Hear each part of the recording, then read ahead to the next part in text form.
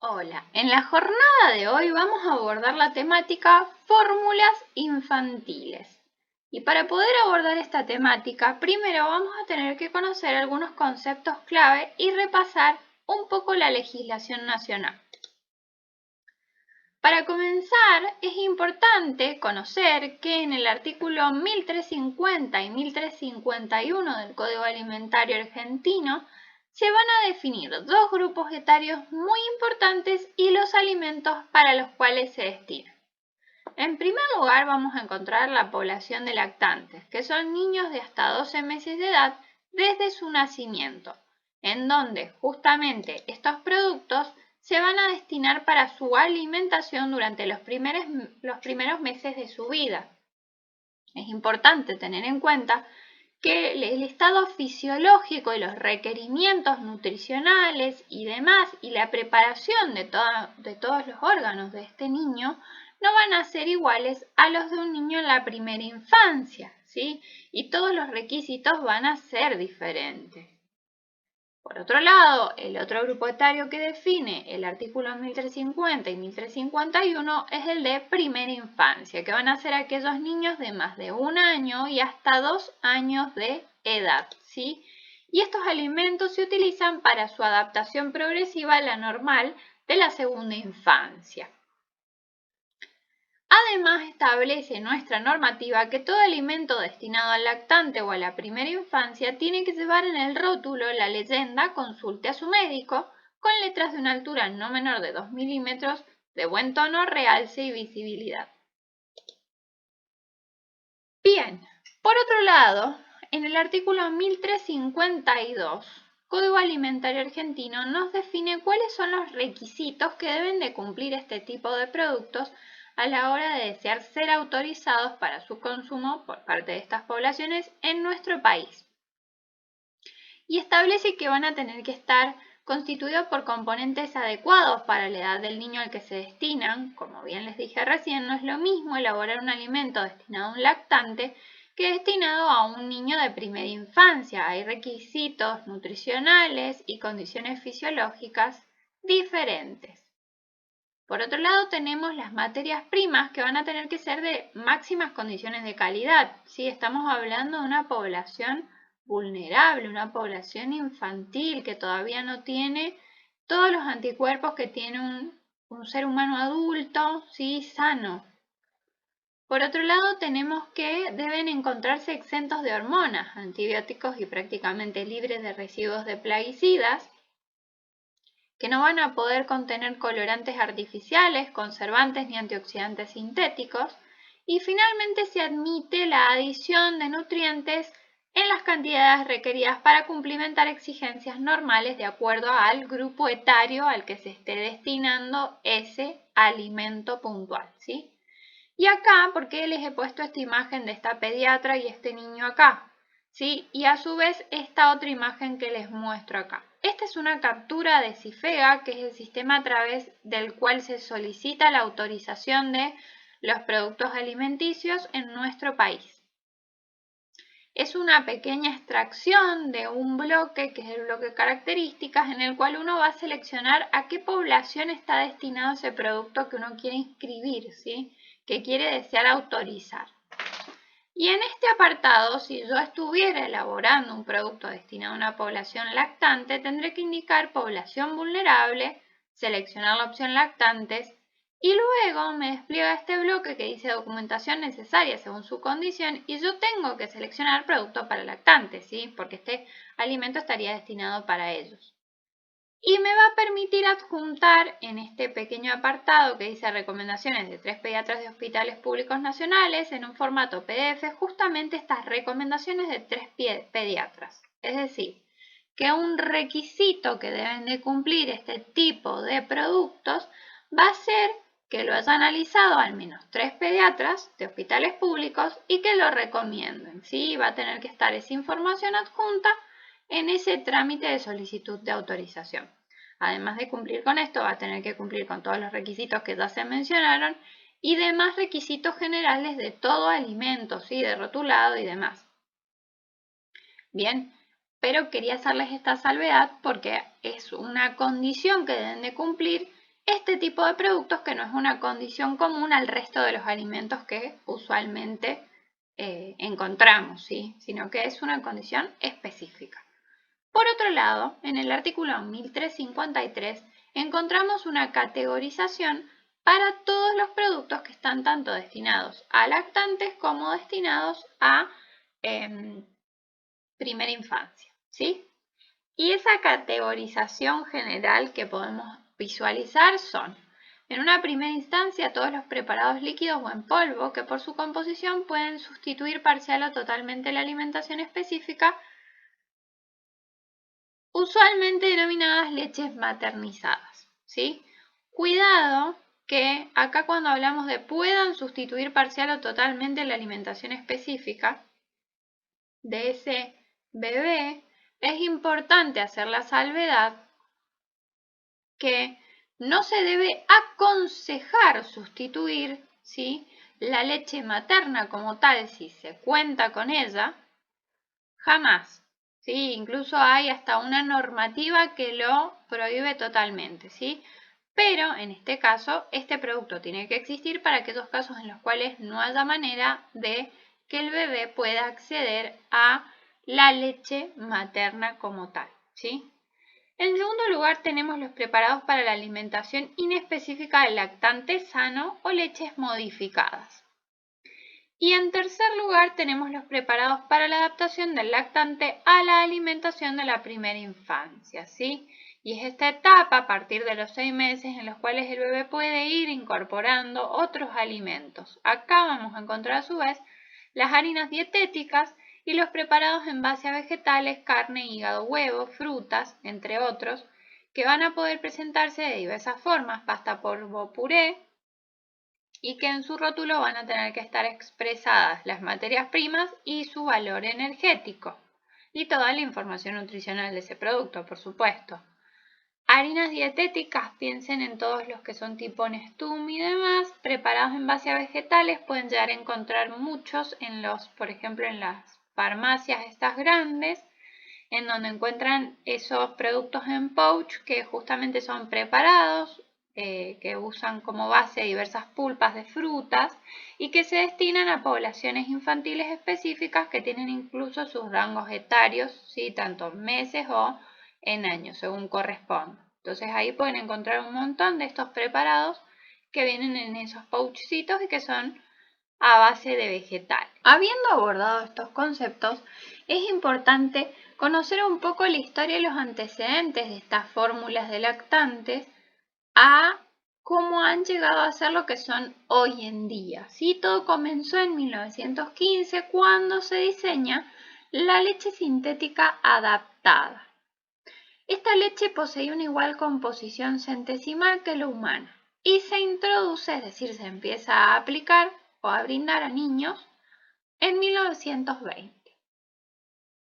¿A ustedes les parece que es lo mismo tener una composición centesimal global, es decir, misma cantidad de proteínas, misma cantidad de hidratos de carbono, de grasas, este producto versus el de la leche humana? Claro que no, sí, es importante la constitución, ¿sí?, de esos hidratos de carbono, ¿sí? Si son polisacáridos, si son monosacáridos. A su vez, lo mismo se traspola a las grasas. ¿Qué tipo de grasas constituyen a esa fórmula? ¿Son grasas similares a las de la leche humana o son totalmente diferentes? Bien, avancemos. En 1928 sí empieza a analizarse que existe mucha prevalencia de raquitismo en los bebés, entonces se adiciona de vitamina D a este tipo de fórmulas infantiles y se empieza a trabajar en las primeras fórmulas a base de soja. En 1947 se adiciona de vitamina C. En 1953 se adiciona de piridoxina o vitamina B6 termoestable con la finalidad de evitar la prevalencia de enfermedades que ocasionaban convulsiones en los bebés justamente por el déficit de esta vitamina, ¿sí? En 1961 se introducen las primeras fórmulas en donde predomina el suero láctico por medio de aplicación de técnicas de ultrafiltración y diálisis. Sí, es importante tener en cuenta que todas estas fórmulas generalmente se obtienen a partir de leche de vaca modificada, ¿sí? Si nosotros analizamos la constitución proteica de la leche de vaca, vamos a ver que predomina la caseína por sobre las proteínas del suero, mientras que en la leche humana predominan las proteínas del suero por sobre la caseína, ¿sí? Entonces, utilizando esta introducción se fue asemejando un poco más la constitución, no meramente centesimal de decir tengo la misma cantidad de proteínas, sino tengo la misma cantidad de proteínas y dentro de esas proteínas están constituidas por esta proporción de proteínas del suero láctico y esta proporción de caseínas, ¿sí? Por ejemplo, ¿sí? Bien, en 1971 se sustituyen las grasas lácteas por las de otro tipo, ¿sí? Pueden incluirse grasas de origen vegetal, grasas de origen animal, por ejemplo las de pescado y demás, ¿sí? Grasas constituidas casi que a mano, que lo vamos a ver más adelante, en 2010, 2013, ¿sí? A mano no, sino que con una constitución muy específica, ¿sí? Y obtenida por avances tecnológicos. En 1981 se introduce la taurina como un aminoácido esencial para prematuros. ¿Sí? No olvidemos que los prematuros también tienen que alimentarse y si no cuentan con la disponibilidad de leche materna, algo tienen que consumir. ¿Sí? En 2010-2013 se introducen grasas con un perfil similar al de la leche humana. Remontándonos a la temática de sustitutos de alimentos grasos, sustitutos de grasas o sustitutos de lípidos, vimos uno importante que era el que comúnmente llamábamos betapol, ¿sí? ¿Se acuerdan que este triglicérido tenía una constitución que era oleico-palmitico-oleico, era justamente un triglicérido, y por medio de la utilización de enzimas transgénicas podíamos incorporar en la posición 2 ese ácido palmítico esencial para una correcta absorción por parte del bebé, ¿sí? Entonces ahí tenemos un ejemplo de una inclusión de grasas con un perfil idéntico al de la leche humana, este triglicérido, ¿sí? Y a su vez también se mejora el perfil proteico. Bien. Ahora es importante tener en cuenta que hay que identificar esta problemática que va a ser la de este niño necesita alimentarse, no se puede alimentar con su alimento estrella, ¿sí? Este alimento que le va a brindar todos esos nutrientes específicos que necesita en esta edad importante, ¿sí?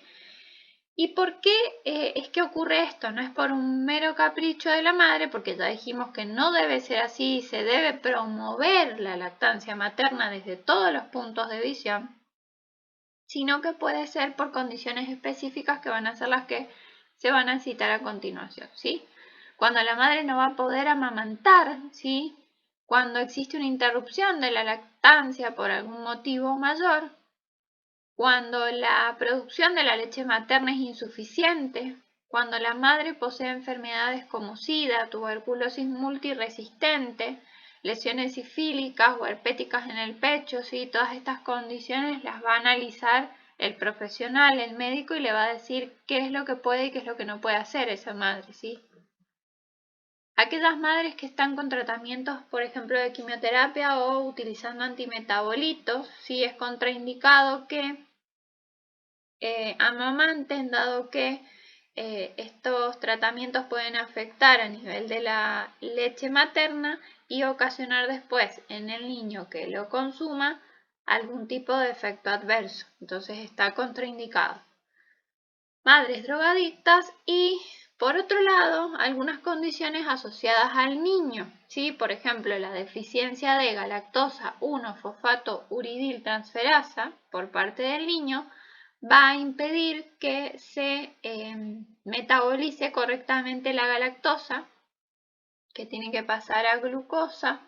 Esto no ocurre y se presenta una enfermedad que es la galactopenia, que puede ocasionar graves problemas en ese niño, ¿sí? Y que tiene como único tratamiento el evitar el consumo de galactosa.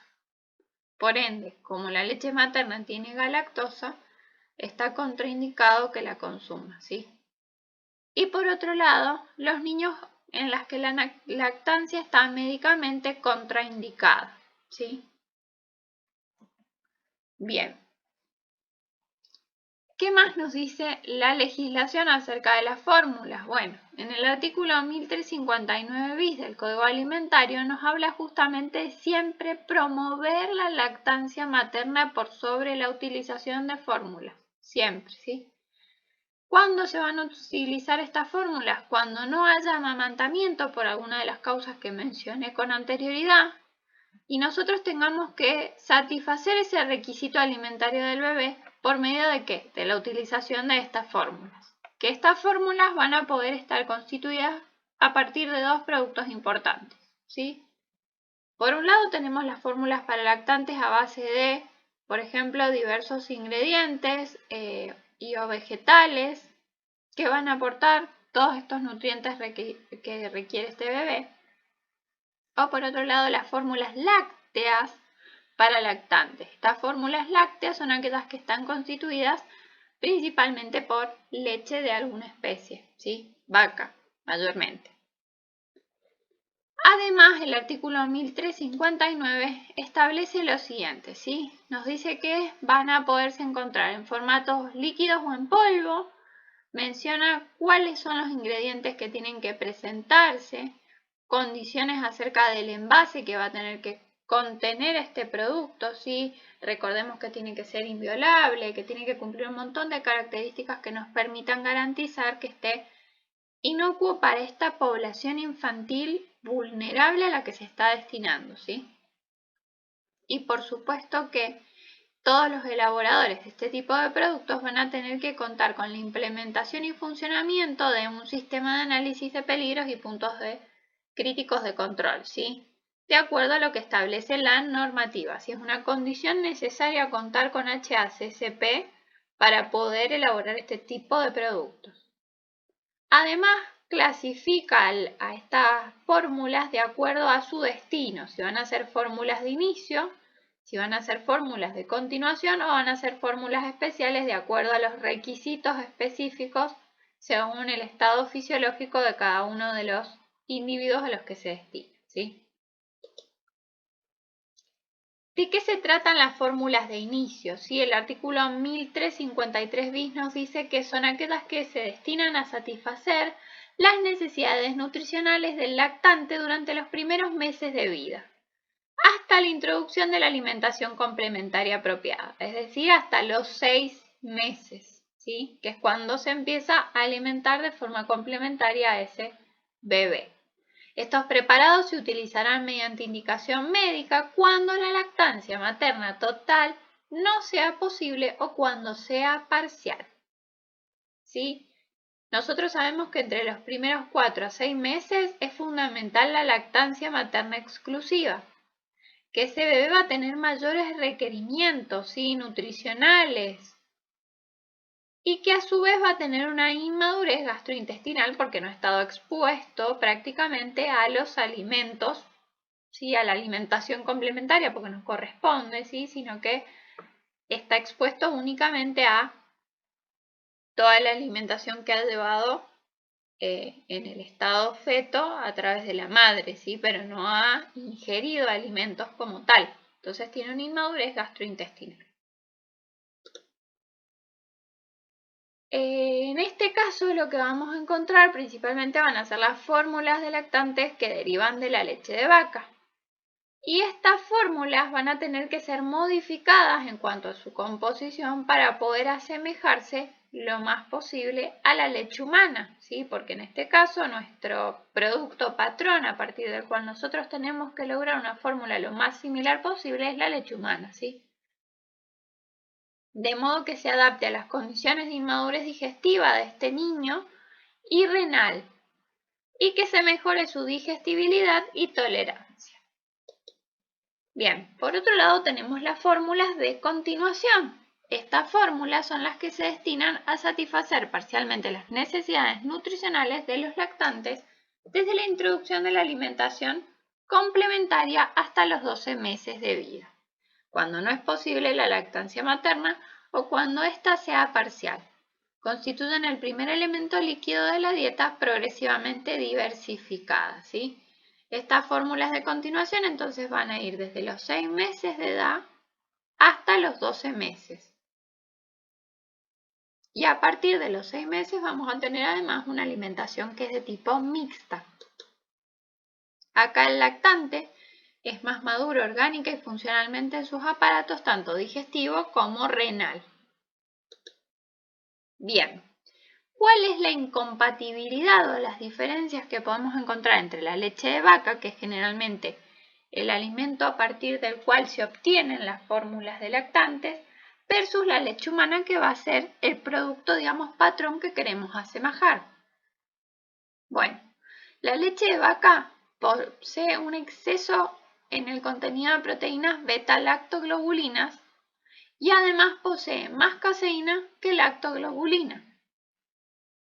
Por otro lado, presenta un bajo tenor de minerales y vitaminas, ¿sí? Tiene bajo tenor de zinc, de vitaminas A, C y E. Tiene un alto contenido de ácidos grasos saturados, ¿sí? Respecto a la leche humana. Tiene un contenido despreciable de ácidos grasos esenciales, sumamente importantes en la etapa de desarrollo del bebé. Posee una alta carga renal de solutos, ¿sí? De sodio, potasio, cloruro y fosfato. Y tiene un bajo contenido de hierro, que a su vez presenta una mala absorción, ¿sí? Porque no se encuentra en el mismo formato que en el de la leche materna, en donde lo tenemos como lactoferrina, ¿sí?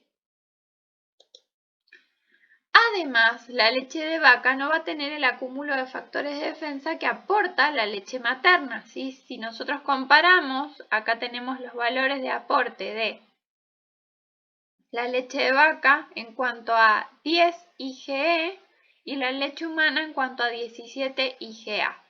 ¿Qué diferencia hay entre IgE y IgA? Recordemos que IgE son las inmunoglobulinas, ¿sí?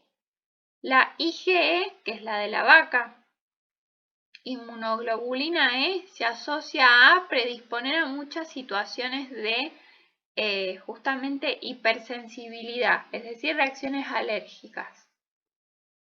Mientras que la IgA, ¿sí? Las inmunoglobulinas A, se asocian a todos esos factores y anticuerpos de defensa que podemos encontrar a nivel de las mucosas, ¿sí? De las barreras de nuestro cuerpo. Si observamos, en la leche humana predomina este tipo de inmunoglobulinas por sobre la de la leche de vaca, que encima es la que predispone a reacciones adversas de alergia, ¿sí? Así que es algo que no se puede adicionar de ninguna manera en la leche de vaca, por lo menos hasta el momento. Quizás a futuro, con diversos procesos, tal vez biotecnológicos y demás, se puedan obtener este tipo de inmunoglobulinas e incorporarse, pero hasta el momento no hay una manera de poder hacerlo. Bien, ¿cuáles son las modificaciones necesarias que hay que hacerle a la leche de vaca si nosotros queremos obtener una fórmula de lactante a partir de ella? En una primera instancia va a ser fundamental mejorar su calidad proteica, ¿sí? Dijimos recién que no cumplían la misma relación de caseína y proteína del suero o del lactosuero. Entonces hay que mejorar esa relación existente, ya lo vamos a ver un poco más en detalle más adelante.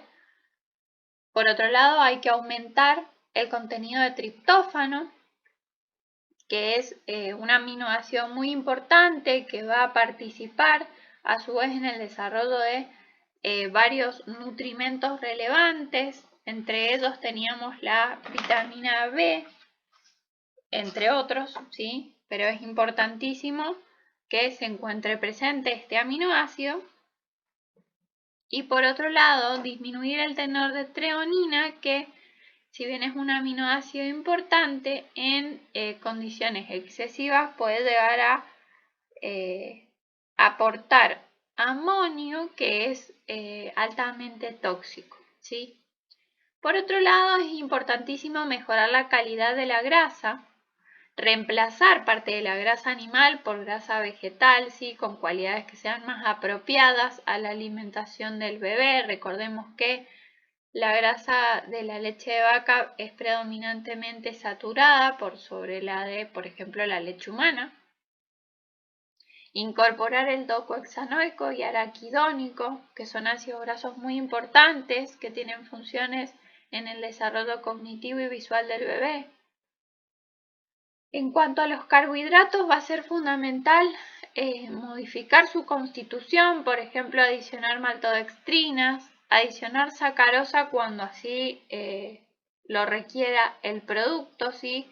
Por ejemplo, en aquellos productos que son a base de soja, en todos estos productos o fórmulas de lactantes que son a base de soja, se incorpora sacarosa en lugar de lactosa para obtener un producto justamente sin lactosa, ¿sí? Entonces en esos casos se puede utilizar sacarosa para poder endulzar y también dar el aporte de deshidrato de carbono en esa fórmula.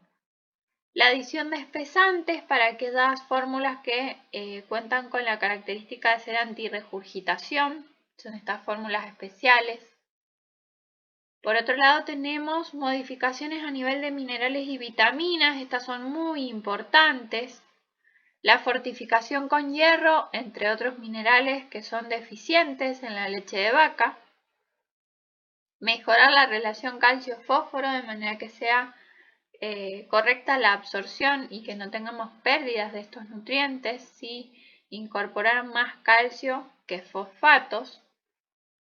Y por supuesto adicionar vitaminas que se encuentren deficientes en la leche de vaca. Ya vimos hace una filmina que teníamos un bajo aporte, por ejemplo, de las vitaminas A, C y E, entonces sería conveniente incorporar este tipo de vitaminas. Y finalmente, este punto que es sumamente importante y que se relaciona también con el anterior de minerales y vitaminas es el disminuir la carga renal de solutos, ¿sí? Y para eso hay que desmineralizar esta materia prima, porque es fundamental un correcto funcionamiento tanto del sistema digestivo, que también puede sufrir graves perjuicios por esta alta carga de solutos, y a su vez, por supuesto, el sistema renal, ¿sí? Entonces va a ser fundamental que se realice una desmineralización de la leche de vaca.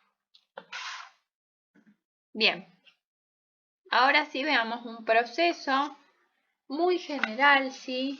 Como para que tengamos una idea de cuáles son los pasos que deberían realizarse sobre una leche de vaca que va a emplearse como la base de una de estas fórmulas destinadas a lactantes, ¿sí? En una primera etapa vamos a partir de una leche que ya se encuentra descremada, ¿sí? Ya se le ha separado su fracción grasa o de crema. En una segunda etapa lo que se va a hacer es eliminar todas las sales de sulfatos y cloruros. Ahí vamos a estar separando un montón de minerales que contribuyen a esta alta carga renal. Entonces ya estamos separando parte de esas sustancias que no queremos en el producto terminado por medio de la utilización de, por ejemplo, resinas de intercambio iónico. Obtenemos la leche descremada y a su vez desmineralizada, ¿sí? Pero a esta leche vamos a tener que incorporarle cosas, ¿sí? Para poder asemejarla a este producto que es la leche humana. Para eso, lo primero que dijimos es que íbamos a tener que mejorar esa relación de proteínas que poseía. Para eso aplicamos o introducimos suero de quesería desmineralizado, ¿sí? El producto de subproducto de quesería, que es el lactosuero, se desmineraliza por medio de ósmosis inversa y se puede utilizar en la obtención de esta fórmula en una relación específica de caseína-proteína del lactosuero. A su vez, hay que mejorar también la constitución grasa de ese producto. Para eso se pueden utilizar como incorporación de ingredientes aceites poliinsaturados, tanto de origen vegetal, también hay varios de origen fúngico que están permitidos, o marino, que permitan mejorar este perfil graso en este producto. Todo esto se somete a un mezclado. A su vez vamos a tener que adicionar otra serie de componentes, lo vamos a abordar un poco más adelante, pero bueno, se mezclan todos estos ingredientes, se procede a esterilizar, se preconcentra y deshidrata, en el caso de que queramos obtener un polvo, se realiza una mezcla aséptica en caso que corresponda y o se envasa, ¿sí? ¿Por qué les hice esta aclaración de las mezclas dos veces? Porque lo que se puede hacer es mezclar en una primera instancia, previo a la obtención de ese producto deshidratado, vitaminas, lactosa, minerales, aminoácidos. En esa etapa, pero va a ser importante que si nosotros incorporamos todos estos nutrientes previos a la etapa de esterilizado, preconcentrado y deshidratado, lo hagamos sobredosificando, porque recordemos que todos estos procesos pueden ocasionar pérdida de nutrientes que son, por ejemplo, termosensibles, ¿sí? Y por otro lado, lo otro que se puede hacer, ¿sí? Una de las opciones es mezclar todo antes de la esterilización.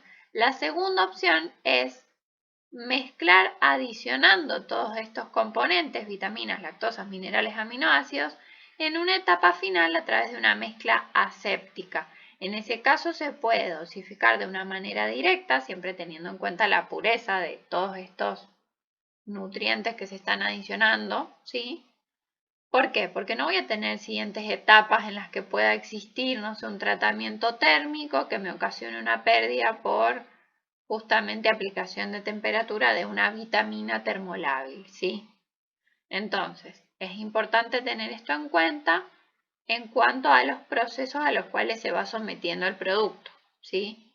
Y su estado nutricional final, que quiero que sea el óptimo para que ese bebé tenga toda esa alimentación completa que buscamos.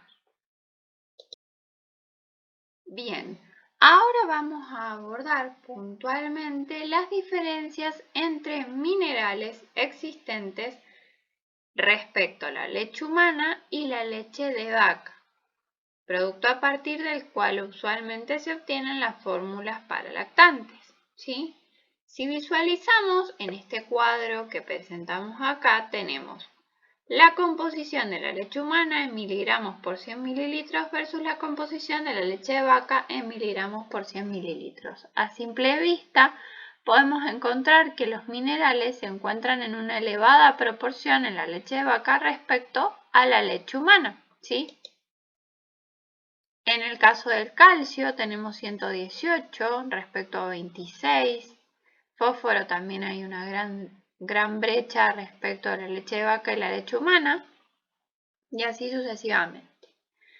¿Qué es lo que podemos encontrar? Que justamente todos estos minerales van a estar sujetos a su biodisponibilidad y van a quedar en muchos casos ligados, ¿sí? O quelados, de manera que no resultan biodisponibles.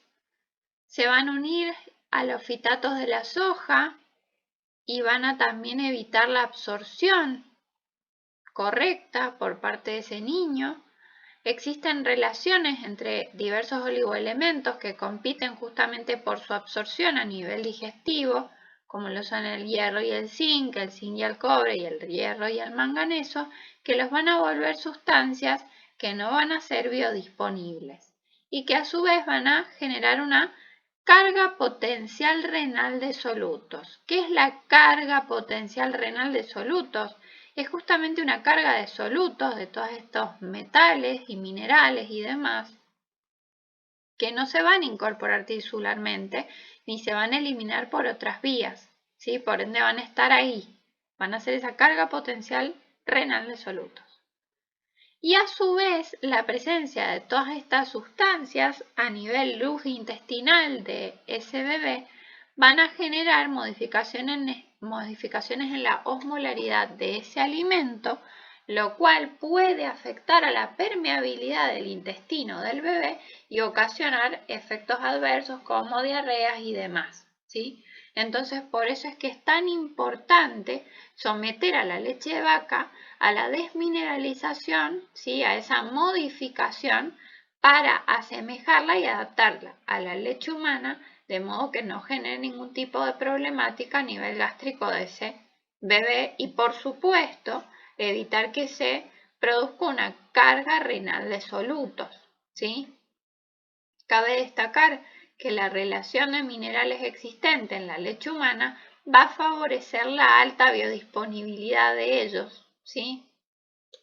Bien, pasamos a otro grupo importante de nutrientes, que es el de proteínas. ¿Qué nos dice la legislación? Nos dice que estos productos van a tener que cumplir con un mínimo de 1,8 y un máximo de 3 gramos de proteína cada 100 kilocalorías de producto. Y a su vez nos indica que es importante la relación existente entre la caseína y la proteína del suero, ¿sí? Cumpliendo una relación de 40-60 en el caso de la leche humana, ¿sí? Entonces, si observamos, recordemos que la fracción proteica va a estar constituida por dos grandes grupos, ¿sí? Por un lado la caseína y por otro lado todas las proteínas del suero, dentro de las cuales vamos a encontrar la lactoalbúmina, lactoferrina, lisozima e inmunoglobulinas. A su vez, en este cuadrito lo que les he representado, ¿sí? Que este cuadro lo extraje de un curso de posgrado en la UBA, les he dejado toda la bibliografía al final de la presentación, encontramos que la leche humana, expresada en gramos por decilitro, tiene 0,9 de proteína, mientras que la leche de vaca tiene 3,3 y que encima de ese 3,3 predominan las caseínas, no nos olviden. Por otro lado, tenemos también la comparativa del nitrógeno no proteico, en donde encontramos que la leche humana tiene 25, ¿sí? Que lo vamos a encontrar, por ejemplo, en diversas estructuras como nucleótidos, como péptidos y demás, mientras que la leche de vaca tiene un tenor muy por debajo, ¿sí? Ahora vamos a ver una serie de gráficos, no se asusten, pero es para que resulte más visual y entendible la diferenciación entre la leche de vaca y la leche humana, ¿sí? En el gráfico que les estoy mostrando, que es el que está hacia el centro de esta filmina, vamos a encontrar la distribución porcentual de proteínas, ¿sí? De cada una de estas proteínas que hemos ido mencionando, totales según su tipo, ¿sí? ¿Qué quiere decir proteínas totales? Que estamos contabilizando tanto caseína como las proteínas del suero. Mientras que en el gráfico que se encuentra hacia la derecha, simplemente es la distribución porcentual de proteínas del suero según su tipo, ¿sí? Nos están contabilizando acá las caseínas, simplemente las del suero. ¿Y qué podemos visualizar en ambos gráficos a simple vista? La leche humana va a ser la que está en color rojo. Que tenemos un alto tenor de inmunoglobulinas respecto a la leche de vaca, tanto contabilizando en la proteína total como contabilizando simplemente en la proteína del suero, ¿sí? Como ven, es muy grande la brecha de diferencia. Por otro lado, en segundo lugar, encontramos que la leche humana tiene un altísimo tenor de lactoferrina, ¿sí? Recordemos que esta lactoferrina, que es una proteína, es sumamente importante porque nos permite asimilar cuando somos bebés, ¿sí? Absorber, mejor dicho, el hierro, ¿sí? Entonces, es importante ver este aporte por parte de la leche humana respecto al de la leche de vaca. Entonces tendré que hacer lo que sea necesario para poder incorporar ese hierro en la dieta de ese bebé. Después, en tercer lugar, encontramos que beta-lactalbúmina es un aporte increíble por parte de la leche de vaca, mientras que la leche humana directamente no tiene aporte beta-lactalbúmina, ¿sí? La beta-lactalbúmina está asociada a la intolerancia y alergias a la leche de vaca. Entonces hay que tener cuidado con esta proteína cuando estemos en presencia de un potencial caso de alergia por parte de un niño, ¿sí?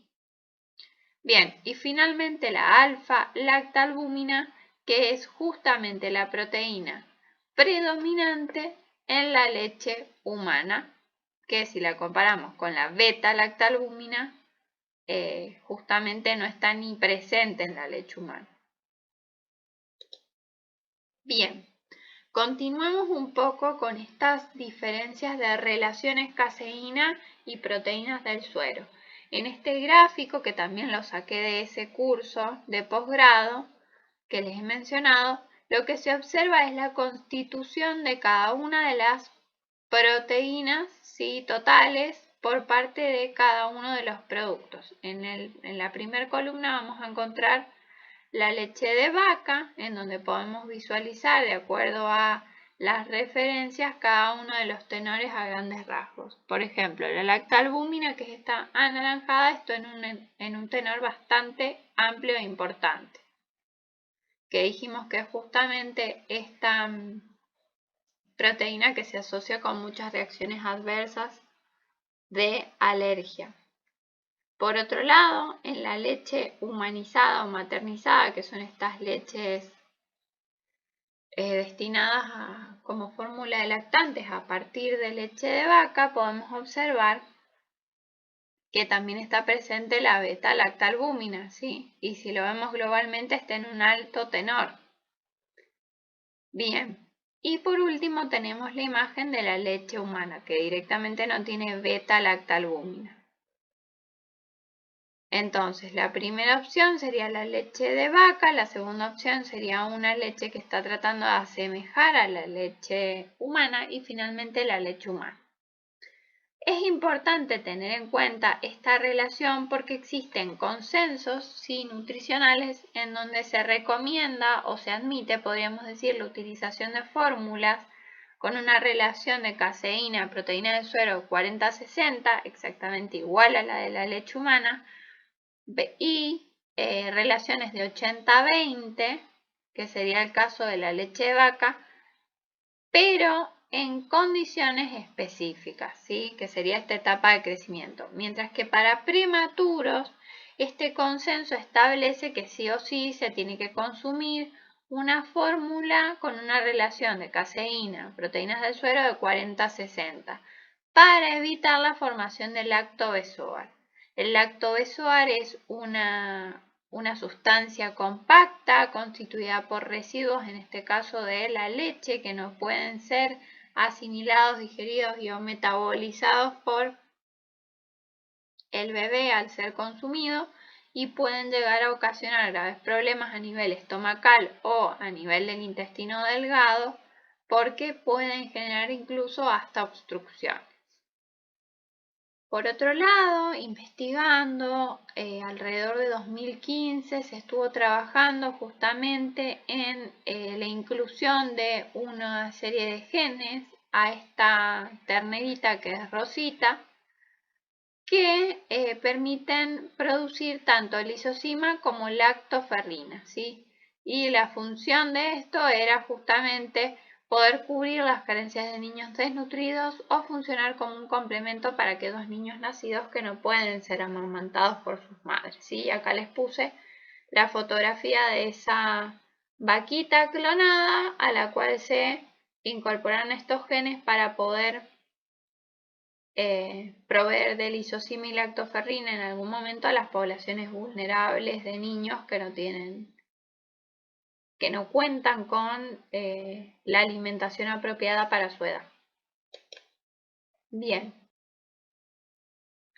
Bueno, ahora vamos a hablar un poco de los aminoácidos relevantes en la leche destinada a niños o en las fórmulas destinadas a niños, ¿sí? Será fundamental que estén presentes al menos estos 3 aminoácidos, ¿sí? La taurina, la L-carnitina y la colina, ¿sí? ¿Por qué va a ser importante la presencia de taurina? Porque es justamente fundamental en los niños que han nacido pretérmino, ¿sí? Y en general en los recién nacidos, en los cuales se presenta un déficit transitorio de este aminoácido. ¿Y cuál es su importancia? Participan en el desarrollo y en la maduración cerebral del niño. Además son neurotransmisores y neuromoduladores en el cerebro y en la retina. Lo que hacen es proteger el sistema auditivo y el sistema visual, ¿sí? Además facilitan la absorción de materia grasa y tienen una protección antioxidante en el tejido pulmonar y en los leucocitos. Por otro lado, el otro aminoácido de importancia es la L-carnitina, que será fundamental para llevar a cabo el metabolismo de ácidos grasos de cadena larga en el organismo del niño. Y finalmente la colina, que hace un montón de funciones relevantes en el organismo, resultan un componente activo en el agente surfactante. ¿Qué es el agente surfactante?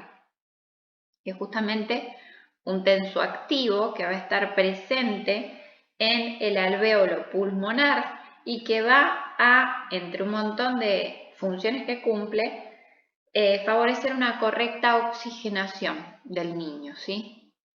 Por otro lado, es fundamental en el proceso de aprendizaje y de memoria, en la parte motriz también del niño, para la formación de lipoproteínas en el hígado, en la síntesis de la acetilcolina, y va a conformar parte de las esfingomielinas. Por todo esto es que estos 3 aminoácidos tienen que presentarse en las fórmulas de lactantes.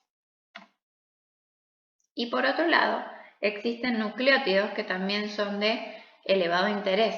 ¿Sí? ¿Qué son los nucleótidos? Van a ser todas estas fuentes de nitrógeno no proteico que vimos hace un par de filminas atrás, y que van a estar constituidos principalmente por ADN y ARN, ¿sí?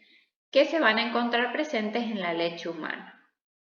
¿Cuáles van a ser las funciones de estos nucleótidos? Bueno, a nivel digestivo van a permitir estimular la maduración intestinal, van a estimular la colonización por la acción de bifidobacterias, retrasar la aparición de los primeros episodios de gastroenteritis, ¿sí? Recordemos que estos van a ser fuentes de nitrógeno a nivel intestinal que pueden favorecer justamente el desarrollo de aquellos microorganismos que son benéficos en el organismo del niño y favorecer justamente esta maduración que es tan necesaria para que se pueda ir incluyendo otros alimentos en la dieta de estos bebés que van creciendo y desarrollándose.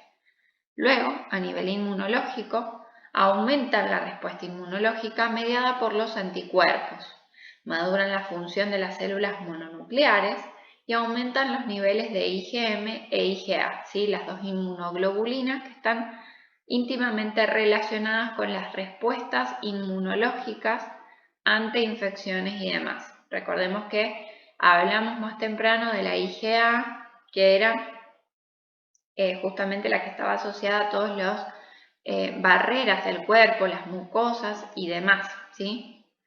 Y por último tenemos la función metabólica, en la cual tenemos su importancia porque permite una mayor síntesis de ácidos grasos de cadena larga, de naturaleza poliinsaturada y una mejor ganancia en el recién nacido que presenta un bajo peso. Algunos de los nucleótidos que podemos encontrar en las fórmulas de lactantes comerciales son la adenosina, la citidina, la guanosina, la uridina y la timidina e inosina. Ahora, ¿cuál es la importancia de los carbohidratos? ¿Sí? La reglamentación nos establece que tienen que encontrarse como mínimo entre 9 y 14 gramos cada 100 kilocalorías en las fórmulas de lactantes y de los de primera infancia, y el Código Alimentario admite el uso de determinadas fuentes de carbohidratos, entre ellas vamos a encontrar principalmente la lactosa, ¿sí? Recordemos que la lactosa es el carbohidrato de excelencia presente tanto en la leche humana como en la leche de vaca. En las fórmulas vamos a encontrar que se puede utilizar la lactosa sola, la lactosa y maltodextrinas o lactosa, maltodextrinas y almidón pregelatinizado o gomas cuando estemos en presencia, por ejemplo, de las fórmulas que son antirregurgitación, que ya vamos a ver más adelante a qué refiere, ¿sí? Además, nos menciona la normativa que se pueden utilizar o incorporar los galacto-oligosacáridos y los fructo-oligosacáridos, que son estos dos carbohidratos. Son los GOS-FOS, ¿sí? Estos prebióticos que se encuentran presentes en la leche materna en relaciones específicas y que van a favorecer el desarrollo de los microorganismos del intestino del niño y favorecer justamente su maduración, ¿sí? En cuanto al sistema digestivo. Como dijimos, la lactosa va a ser el hidrato de carbono de excelencia que encontramos en la leche humana y que también deberíamos encontrar en las fórmulas para lactantes que no tienen ningún tipo de condición extra, ¿sí? ¿Y qué es lo que va a hacer la lactosa cuando esté presente? Bueno, va a favorecer la proliferación intestinal de las bacterias que sintetizan las vitaminas del complejo B, que son muy importantes en el desarrollo del niño. Van a modificar el pH del bolo intestinal, evitando la proliferación de las bacterias patógenas. Y van a promover la absorción de calcio, fósforo y magnesio, ¿sí? Entonces, muy importante en este caso la presencia de la lactosa en este alimento. Pero bueno, tendremos que tener ciertas consideraciones cuando el niño presente algún tipo de problema que requiera evitemos brindar la lactosa, ¿sí? Bien, y ahora sí vamos a abordar algunas de las fórmulas modificadas o especiales que justamente cuentan con algún tipo de indicación de acuerdo a su composición y a las características del bebé, ¿sí? Al cual se destina.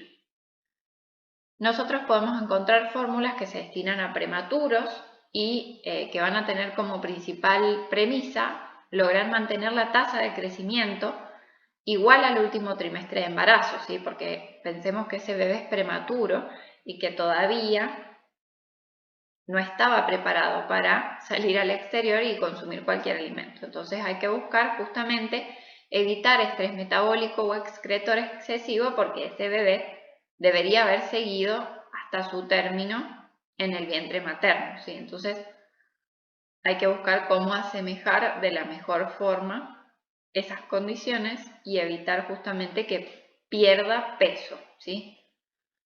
Luego tenemos las fórmulas libres de lactosa.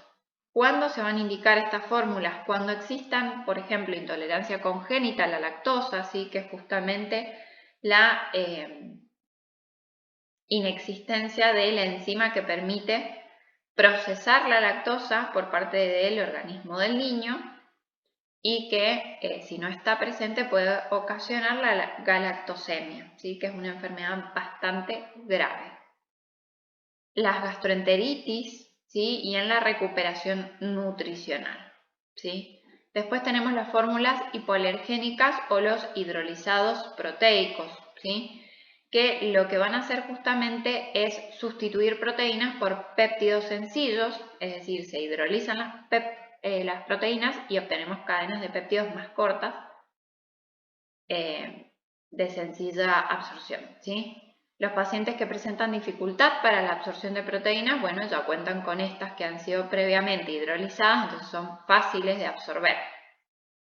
Y los pacientes que cuentan con desnutrición severa, síndrome de intestino corto, que justamente presentan un intestino corto, entonces no pueden llegar a absorber todos los nutrientes en el transcurso de ese intestino, o que manifiestan fibrosis quística, que es el exceso o la acumulación de mucus en las barreras que también inhiben la correcta absorción de todos los nutrientes. ¿Y por qué le decimos hipoalergénicas? Porque justamente recordemos que las reacciones alérgicas están asociadas a justamente individuos que presentan una hipersensibilidad a compuestos. Los compuestos asociados a las alergias en su gran mayoría son proteínas. Entonces, ¿por qué hipoalergénicas? Porque estamos hidrolizando las proteínas y como tales no van a ocasionar estas reacciones adversas, ¿sí? ni van a desencadenar alergias en individuos hipersensibles. Después tenemos las elementales, ¿sí? que es cuando se indican a personas que poseen alergia a proteínas de origen animal y de soja. También existen las fórmulas a base de soja, que se destinan a personas que son alérgicas a la proteína de la leche de vaca, cuando existen factores socioculturales, por ejemplo, padres que llevan adelante dietas veganas. Y es importante tener en cuenta que estas fórmulas a base de soja van a tener que suplementarse con hierro, dado que existe un alto tenor de fitatos entre sus componentes que inhiben esta correcta absorción a nivel del tracto digestivo del niño, ¿sí? Entonces va a ser importante suplementar con hierro. También es importante hacer una aclaración en cuanto a el consumo de este tipo de productos, ¿sí? Antiguamente se asociaba a las isoflavonas con una estructura química muy similar a la de los estrógenos, ¿sí? Que es una hormona, y que justamente hace tiempo atrás se asoció a diversos problemas presentes en niños, ¿sí? Entonces hay que tomar con pinzas las fórmulas que son a base de soja, si bien es una asociación, hay que tenerlo esto en cuenta. Y otra cosa importante a tener en cuenta es que no podemos sustituir esta proteína por la proteína de alto valor biológico, que es la que aporta la leche materna, ¿sí? Entonces sí o sí se tienen que hacer las modificaciones necesarias en este tipo de fórmulas para lograr asemejar lo más que se pueda a la leche materna ese producto, ¿sí? Después tenemos las fórmulas que son antirreflujo o las antirregurgitación, destinadas a niños que presentan reflujo y que tienen una adición entre sus ingredientes de almidón de maíz y o arroz. Están totalmente prohibidas que sean destinadas a menores de 4 meses, ¿sí? Siempre es a partir de 4 meses en adelante. Después tenemos las fórmulas para aquellos individuos que tienen una mala absorción lipídica y que se van a manifestar por problemas linfáticos o una mala absorción. Y finalmente las que son de tipo antiestreñimiento, en donde se presentan trastornos digestivos funcionales con deposiciones espaciadas, ¿sí? Esto lo que se puede asociar es a una alergia asociada, por ejemplo, a la leche de vaca y a este tipo de estreñimiento. Entonces es importante siempre hacer el seguimiento de ese niño, ¿sí? Porque también la presencia de una gastroenteritis me puede estar denotando que el niño presenta algún tipo de problema para poder degradar correctamente la lactosa, entre otras. Entonces siempre es importante acudir a un profesional. ¿Y qué es lo que nos dice el artículo 1353 en relación, por ejemplo, a este tipo de productos? Sin lactosa, con proteínas hidrolizadas o formuladas con el fin de evitar la regurgitación.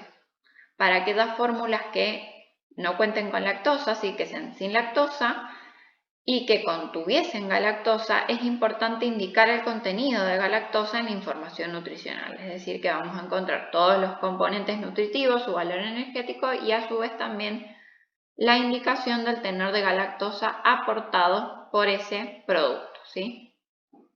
Recordemos que la lactosa estaba constituida por 2 moléculas, ¿sí? Y dentro de esa lactosa encontramos la galactosa. Bien, fórmula sin lactosa. La lactosa se sustituye por otro carbohidrato, fundamentalmente, o por lo general, una dextrino-maltosa o polímeros de glucosa, y el resto de la composición va a ser igual a la de la fórmula adaptada, ¿sí? A las que hemos estado observando con anterioridad. ¿Y por qué es que vamos a aplicar o vamos a indicar, o se le va a indicar, mejor dicho, por parte del profesional, la utilización o el consumo de una fórmula sin lactosa a este niño? Porque se presenta una intolerancia secundaria tras una gastroenteritis infecciosa, es decir, que el niño no puede tolerar la presencia de la lactosa en su alimentación porque ha disminuido la enzima por medio de la cual desglosa, ¿sí? O digiere, podríamos decir, a la lactosa. Después tenemos la intolerancia primaria, que está asociada más a niños mayores, ¿sí? Y que se produce porque se manifiesta un descenso drástico de la lactasa, que es esta enzima, y no es suficiente como para poder procesar la lactosa, ¿sí? Entonces se genera esta intolerancia primaria.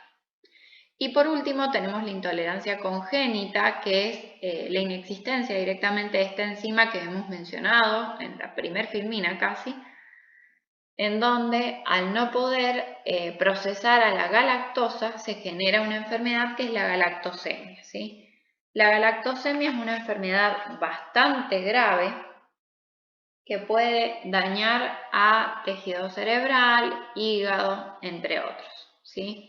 Y es importante tratarla de manera rápida y evitar el consumo de lactosa por parte de ese infante, porque puede afectar muy rápidamente a sus organismos.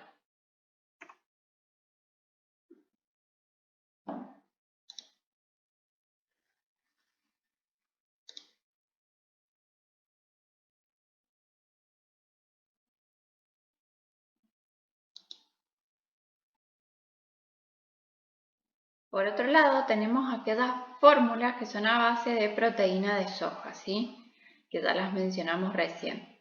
Van a ser fórmulas de inicio y de continuación, justamente obtenidas a base de la proteína de la soja y que se van a formular a partir de vegetales careciendo de lactosa. Los lípidos que van a aportar van a ser de origen vegetal, es decir, que no vamos a tener lo mismo que nos pasaba con, por ejemplo, la leche de vaca, que la teníamos que descremar porque tenía un alto aporte de grasas saturadas, sino que acá vamos a tener otro tipo de composición de aceites de origen vegetal, con insaturaciones y demás. Usualmente las fórmulas que podemos encontrar se encuentran adicionadas de metionina, carnitina, taurina, calcio y fósforo en la búsqueda de asemejar los niveles de nutrientes que aporta la leche humana, ¿sí? ¿Y cuáles son las indicaciones para justamente consumir este tipo de fórmulas? ¿Sí? Que es lo que indicaría un pediatra. Bueno, cuando el niño requiere una dieta exenta de lactosa debido a que posee galactosemia, ¿sí? Que es esta enfermedad que se caracteriza por una acumulación de la galactosa debido a que no puede ser procesada porque el niño carece de la enzima necesaria, entonces puede dañar, como dijimos, tejido cerebral, hígado, y la parte ocular, ¿sí? Es bastante grave. O cuando se presenta intolerancia de lactosa primaria o secundaria, ¿sí? Cuando se trate de lactantes que son hijos de padres vegetarianos o veganos que no pueden recibir lactancia materna y a los que no se desea administrar proteína de leche de vaca. Y por último, aquellos niños que presentan alergia a la proteína de la leche de vaca mediada por la inmunoglobulina E, en lactantes que no han sido previamente sensibilizados a la proteína de soja, ¿sí? Es decir que justamente poseen una reacción adversa altamente asociada a una hipersensibilidad a la leche de vaca, entonces bueno, hay que aportarle algún alimento proteico que no le ocasione ningún tipo de alergia, que sería en este caso una fórmula de proteína de soja, ¿sí? Bien, fórmulas modificadas entonces en cuanto a sus proteínas en base a diversas necesidades de acuerdo al individuo, en este caso al lactante, ¿sí? Algunos lactantes pueden presentar sensibilidad a la proteína de vaca o a la de soja. El proceso de hidrólisis las predigiere, ¿sí? Es decir, que las corta, facilitando así su digestión y absorción en niños que presentan intolerancia a las proteínas de la leche de vaca o con problemas de absorción intestinal, ¿sí? Que no tienen quizás la capacidad de poder hacer este proceso de digestión de las proteínas. Se van a clasificar estas fórmulas modificadas en proteína de acuerdo al grado de hidrolización de proteínas que presenten, ¿sí? Por ejemplo, acá tenemos esta enzima que hidroliza la caseína de la leche y nos permite obtener aminoácidos libres y péptidos, ¿sí? Que serían estas cadenas más cortitas obtenidas a partir de una gran proteína. ¿Cuáles son los beneficios? Las fórmulas con hidrolizado de proteínas ha sido uno de los grandes avances para evitar o tratar alergias a proteína animal o de soja, ¿sí? Ahora vamos a ver que existe una clasificación de acuerdo al grado de hidrolización de las proteínas, ¿sí? Y se va a definir este grado de hidrólisis como el número de enlaces que se van a romper de una proteína y va a revestir ciertas características. Por ejemplo, vamos a tener las que son muy hidrolizadas, las que son intermedio y las que son parcialmente hidrolizadas, ¿sí? De acuerdo a este porcentaje, las parcialmente hidrolizadas tienen entre 12 a 15% de hidrolización, las intermedias 25 aproximadamente y las muy hidrolizadas 43%. Es decir que las parcialmente hidrolizadas van a ser fracciones más grandes de moléculas rotas, podríamos decir, de esa proteína. Las intermedias serán intermedias justamente y las muy hidrolizadas serían cadenas más chiquitas de péptidos y demás.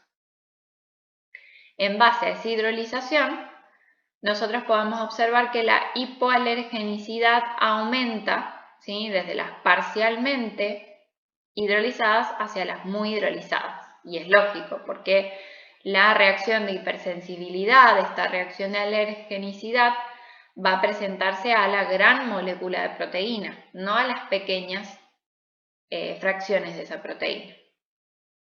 ¿Y qué es lo que nos dice? Que las fórmulas parcialmente hidrolizadas, es decir, estas de acá abajo, no se consideran realmente como hipoalergénicas. Otra cualidad importante es que las hipoantigénicas, ¿sí? Van a aumentar su hipoantigenicidad desde las muy hidrolizadas hacia las parcialmente hidrolizadas. ¿Y qué es esta hipoantigenicidad? ¿Sí? Se asocia a la prevención de futuras alergias a leche de vaca. Están contraindicadas, por supuesto, en niños alérgicos. ¿Qué significa esto? Que nosotros exponemos a un niño a la presencia de una determinada proteína en múltiples oportunidades y analizamos si presenta alguna reacción adversa o no, ¿sí? Por eso es que se dice que son hipoantigénicas, porque sería el efecto contrario. Expongo al niño a una proteína para que justamente a futuro no le ocasione una alergia porque nunca estuvo expuesto con anterioridad, ¿sí? Bien. A su vez, el grado de hidrolización, ¿sí? Va a aportar un mayor sabor amargo, ¿sí? Mientras más hidrolizada esté esa proteína, más amarga se va a volver y lógicamente va a ser más desagradable para el niño, ¿sí? Entonces también hay que tener eso en cuenta porque la fórmula tiene que resultarle también agradable al bebé para que pueda aceptarla, ¿no?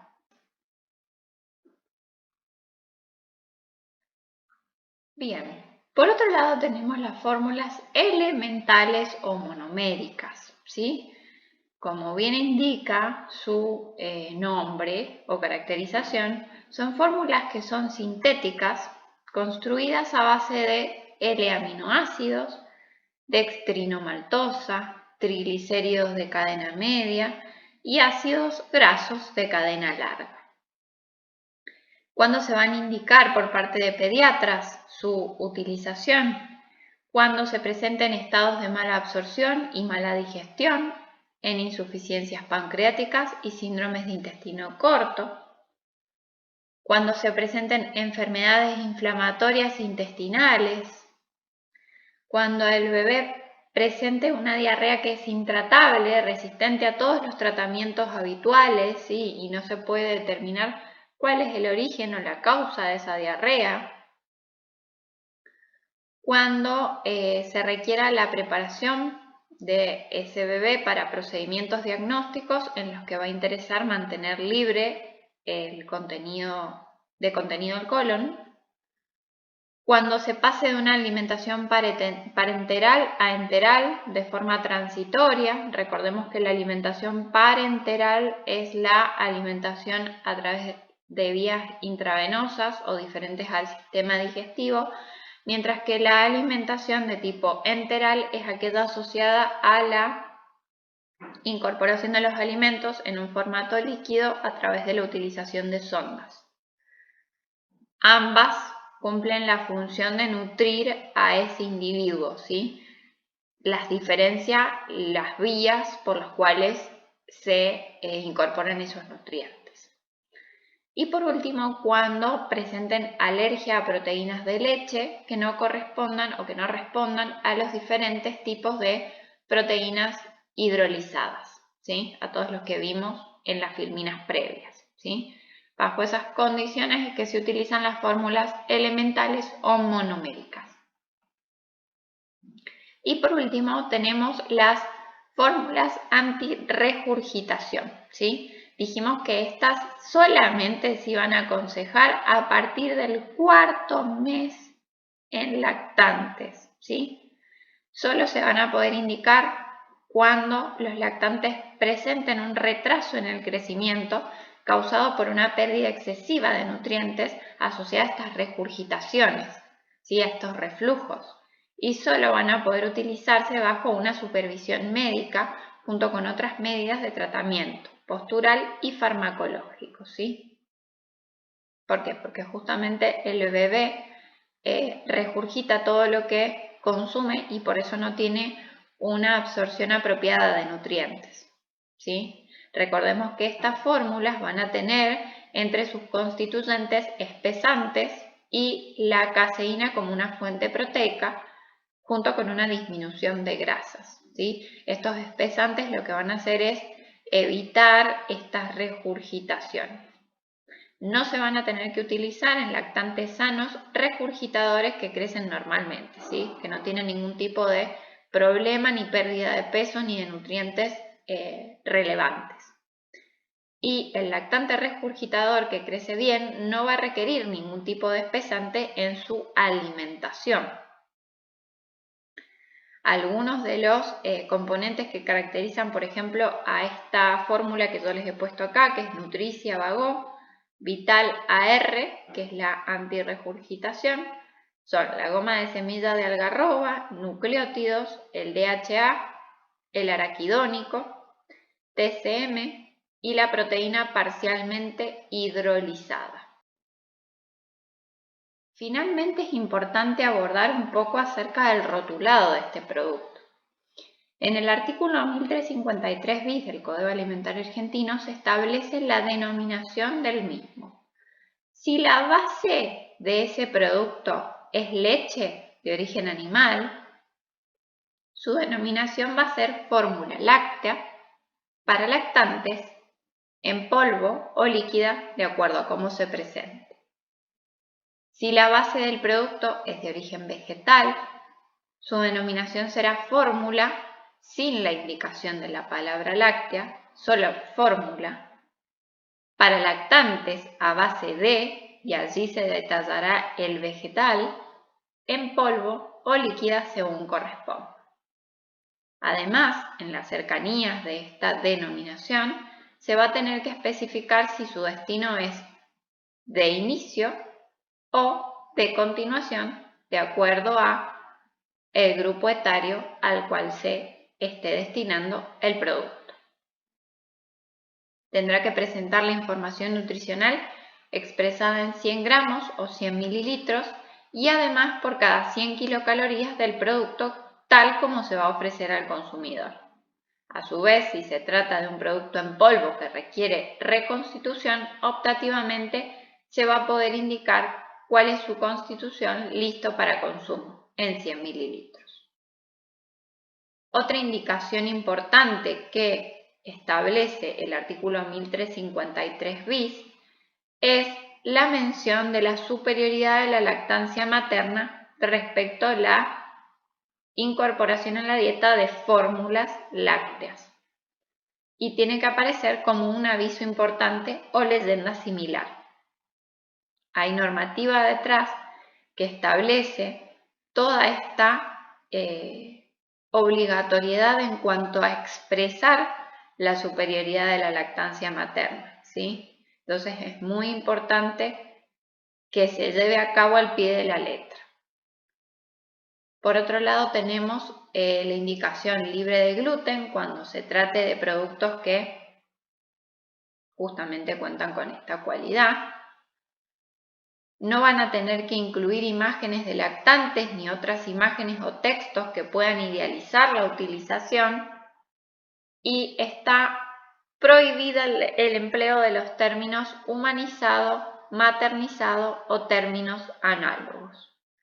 Los invito a que ustedes vean toda la información de la normativa que está establecida en el capítulo 17 del Código Alimentario Argentino, en el cual van a encontrar todo el respaldo de estas prohibiciones que les he ido mencionando, justamente buscando la promoción de una correcta lactancia materna, ¿sí? Porque estos sustitutos jamás van a poder alcanzar las cualidades que presenta la leche humana, ¿sí? Como les dije, la leche humana brindada justamente a través de la lactancia materna va a proveer a ese niño de todos los nutrientes que requiere en el momento en el que los requiere, ¿sí? De todos los anticuerpos, de todas las sustancias, como ya hemos visto,